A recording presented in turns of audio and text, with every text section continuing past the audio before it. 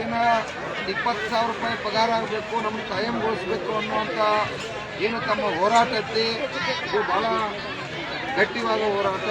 ಪಾಪ ಈ ರಾಜಕಾರಣಿಗಳು ಸ್ವಲ್ಪ ಅವ್ರು ಸುಳ್ಳು ಹೇಳ್ತಿರ್ತಾರೆ. ಯಾಕಂದ್ರೆ ಇನ್ಮೇಲೆ ಸುಳ್ಳು ಹೇಳತ್ತಾರೆ ನಮಗೆ ಬೇಜಾರಾಗತ್ತೆ. ಯಾಕಂದ್ರೆ ಅಂಗವಿಕಲರ ಅವರಿಗೆ ಪಾಪ ಕೂಡ್ಲಿಕ್ಕೆ ಬರೋಂಗಿಲ್ಲ, ಹೇಳಲಿಕ್ಕೆ ಬರೋಂಗಿಲ್ಲ.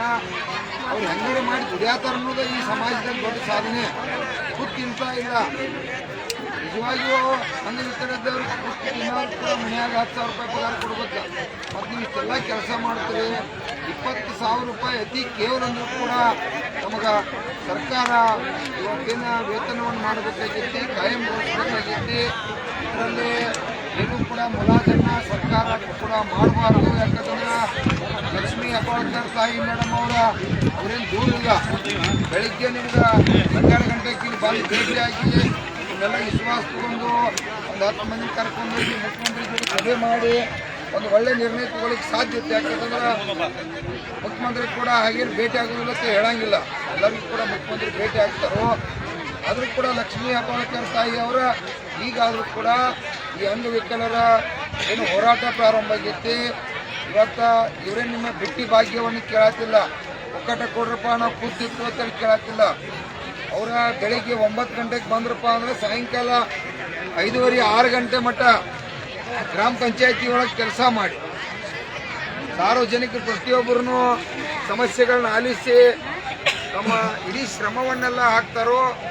ಮತ್ತು ಅವರಿಗೆ ನೀವು 16 ವರ್ಷದಿಂದ ಬರೀ ಸುಳ್ಳು ಹೇಳ್ತಕ್ಕಂಥ ಪ್ರಕ್ರಿಯೆಯನ್ನು ಏನು ಪ್ರಾರಂಭ ಮಾಡಿರಿ, ಇದನ್ನು ರಾಜ್ಯದ ಮುಖ್ಯಮಂತ್ರಿ ಅವರು ಇರ್ಬೋದು, ಲಕ್ಷ್ಮೀ ಹೆಬ್ಬಾಳ್ಕರ್ ತಾಯಿ ಅವರು ಇರ್ಬೋದು, ತಾವ ಭಾಳಷ್ಟು ಎಲ್ಲ ಪ್ರಬಲವಾಗಿ ಮಾತಾಡ್ತೀರಿ.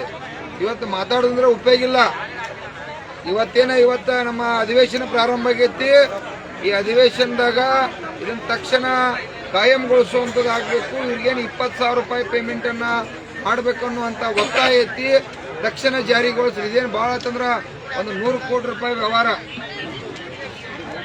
35 ಕೋಟಿ ರೂಪಾಯಿ ವ್ಯವಹಾರ ಭಾಳ ಅಂತಂದ್ರೆ ಸರ್ಕಾರಕ್ಕೆ ಚಿಂತನೆ ಮಾಡ್ಬೇಕು. ಯಾಕಂದ್ರೆ ನಾವೆಲ್ಲ ಸದೃಢ ಇದ್ದವ್ರದ ಚಿಂತೆ ಮಾಡಂಗಿಲ್ಲ, ಅದು ಕಾಣ್ತೀರಿ, ಅದು ಬರೋಬ್ಬರಿ.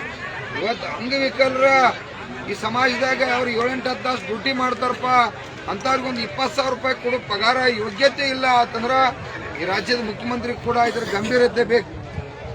ಲಕ್ಷ್ಮೀ ಹೆಬ್ಬಾಳ್ಕರ್ ಮೇಡಮ್ ಕೂಡ ಇದನ್ನ ಭಾಳ ಗಂಭೀರವಾಗಿ ಪರಿಗಣಿಸಬೇಕು.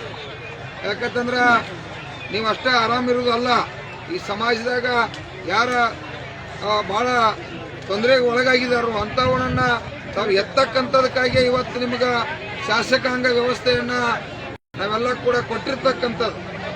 ತಾವ ಇವ್ರ ಮೇಲೂ ಕೂಡ ರಾಜಕಾರಣ ಮಾಡತ್ತೀರಪ್ಪ ಅಂತಂದ್ರೆ ಅದು ನಿಮ್ಮ ಸರ್ಕಾರಕ್ಕೆ ಶೋಭೆ ಬರ್ತಕ್ಕದ್ದಲ್ಲ. ಯಾಕಂದ್ರೆ ಈಗಾಗಲೇ ಸೆಷನ್ದಾಗ ಭಾಳಷ್ಟು ಎಲ್ಲ ಶಾಸಕರು ಕೂಡ ಇದ್ರ ಬದಲು ಚರ್ಚೆ ಮಾಡ್ಯಾರ.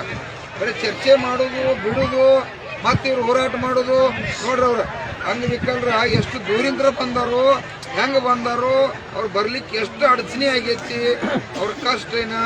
ಅದೇ ನಮ್ಗೆ ಕೈಕಾಲೆಲ್ಲ ಆರಾಮಿದ್ದವ್ರಿಗೆ ಬರಕ್ಕೆ ತ್ರಾಸಾಗತ್ತೈತಿ.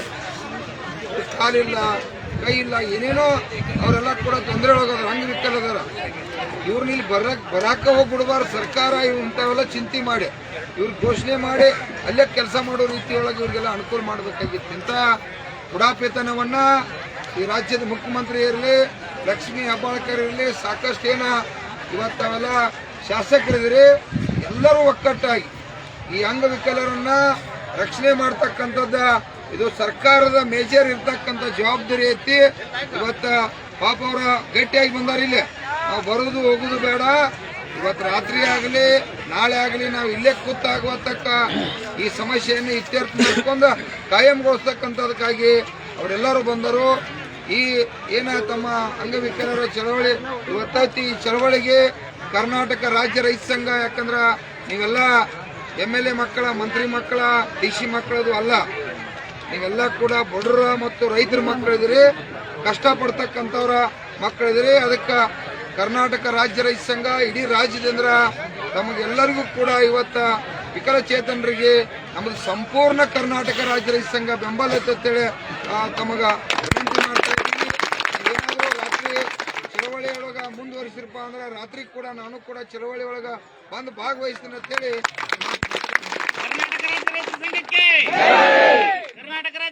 ಜನಾಂಗಕ್ಕೆ